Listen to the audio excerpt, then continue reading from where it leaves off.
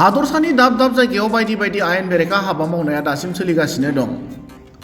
बेनि हेंथायै पुलिस खुंथाया गोख्रों नोजोर लाखिनायजों लोगोसे आयेन बेरेखा हाबा मावनायजों लोब्बा थानाय खायसे सुबुंफोरखौ हमनानै आयेननि गेजेरजों साजा होबोदों। नाथाय अब्लाबो बेफोरबायदि हाबा मावग्रा खायसे सुबुङा दासिम नागाराखै।